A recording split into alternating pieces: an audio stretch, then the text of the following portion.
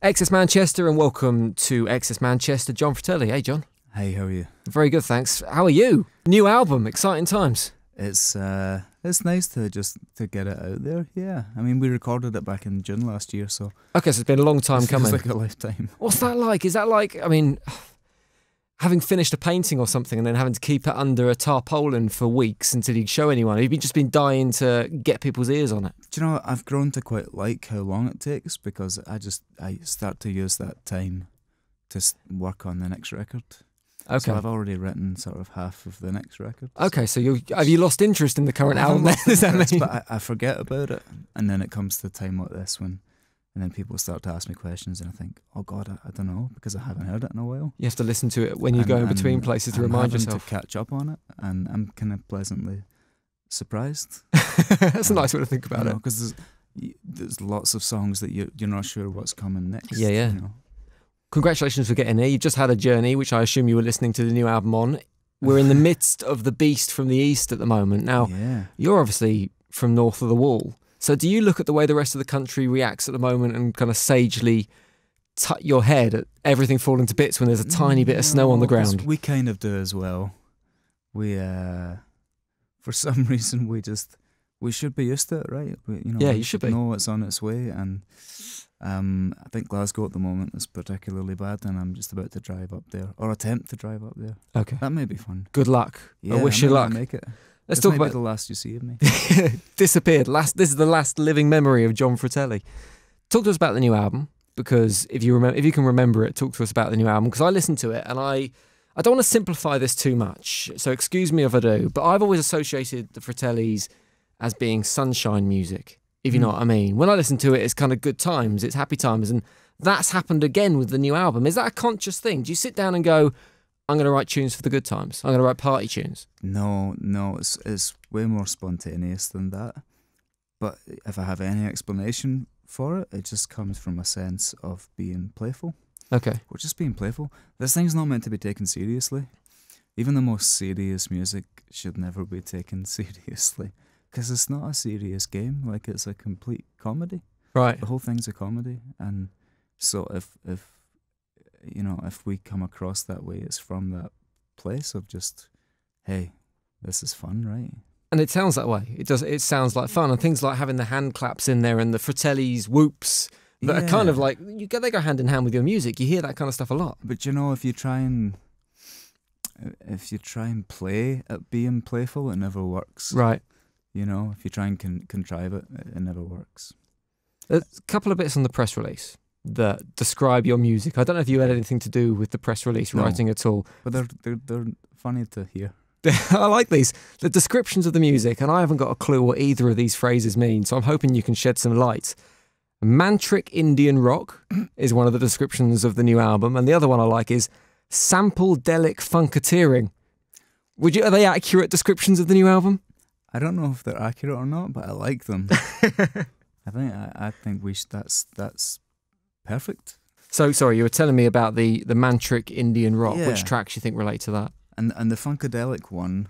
I love that word, funkadelic. That's a cool word. There were quite a few songs on this record that began life using lots of loops and samples to get them started, and a lot of them stayed on when we finished it. When we actually got into record, we just couldn't make them any better, so we just used them. Has that always been the way you've written, gone to the loops and samples rather than kind of, I know Badly Drawn Boy likes to sit in his kitchen with an old piano and just play, and various different musicians have different techniques and different starting points. Do you always start at a computer screen? I do now. Okay. I didn't used to. It used to just be, you sit down with the guitar, But to me, I was just, without realising it, I was waiting for the day where you could have an entire band and an infinite number of sounds available, and you get that from computers. And to me, that's just the most exciting thing there is. But I mean, that's just for now. Like, it might change. I might get bored of that. I have a really short attention span. Have you ever had the temptation to sit down in front of a 100-piece orchestra and go, this is going to be the sound for the new Fratelli sound is going to be this orchestra? I've done stuff with orchestras before. It can be infuriating because as much as you really admire how technically great they are, you never quite meet in the middle because you've spent your life playing music by ear, and it can get a little bit because they're very technical and you're they kind are, of and more you instinctive. want what they have, but you don't want, but you want to still have an ear. Right. When you get it right though, it's kind of incredible to listen to. I'm ashamed to say that until very recently, I thought you and your bandmates were actually brothers called the Fratelli brothers. It would have been a better story, wouldn't it? Yeah, and Fratelli means brother in Italian. I thought it was a beautiful coincidence that had all built itself.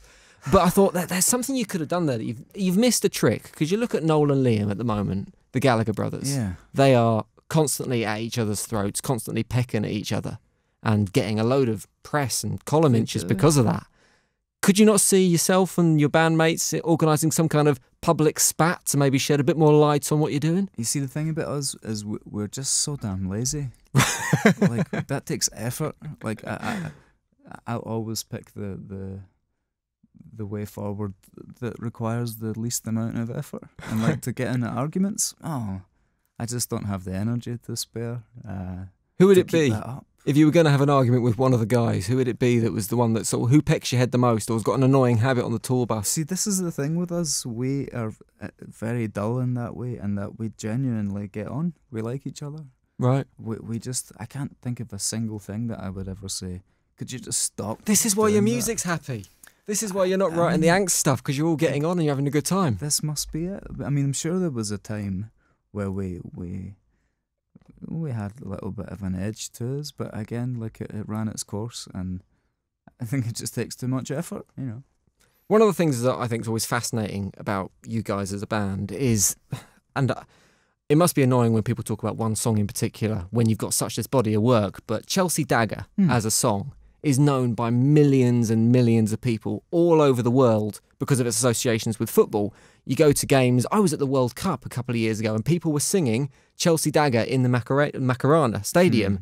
And I'm like, you have no concept of the Fratellis as a band, I expect, but you love this bit of song. What's it like when you're watching television and you hear that song being sung on terraces? Well, a long time ago, it just stopped being our song, you know. It was being used in so many places that you just lose any sense of it being yours. And you know, that's kind of like that. That's kind of the way music's supposed to be. It's like, who owns the Happy Birthday song? You know, it's everybody's. And you know, some people might think that it sort of makes things tricky for us, but you know, having one big song like that people know is really helpful. I suppose it kind of becomes a folk song in a way, doesn't it? Yeah, they're out there and they're for everybody. And I wouldn't change it, you know. Amazing. I want to finish on one question. It's a question I ask everybody. It's any last requests. So you can listen to one more song and then that's it. I don't know what happens to you after you listen to the song, whether that's just no more music or whether it's your end of days, but what is that song? Let's go for End of Days. Okay, End of Days. So you're on your deathbed. What's the final song you want to hear? To poke fun at the entire thing, I would pick Bonnie Tyler, Total Eclipse of the Heart. Tune. What a great choice. John Fratelli, thank you very much for coming in. Great, appreciate it. Really good luck with the new album. Like I say, it's well, I remember first hearing you, what was it, 10 years ago? Long ago. And you released, the first song I heard was Creeping Up the Backstairs. And this stuff sounds so, you can almost feel that it's what the Fratellis are about. It's the happy, good time, fun music. And the other thing I need to talk to you about, sorry, there's one more thing I wanted to mention, is one of the lyrics in the single. And the single's called Stand Up Tragedy. And the lyric in there, I want to know if this is an original lyric, because sometimes you hear words and they sound so familiar, which is a great sign, I think, for something. It sounds like it's something your granddad would have said when you were sitting down on his knee as a little boy. But the line, if I was the melody, you were the symphony. Is that genuine John Fratelli, or have you borrowed that from somewhere else at some point? I do borrow things, but that one, as far as I remember, just was mine, so to speak. I think I probably had what's the line again? If I was the melody. If I was the melody, well, you were the symphony. symphony. The symphony thing then takes care of itself after that, you know, because that makes perfect sense.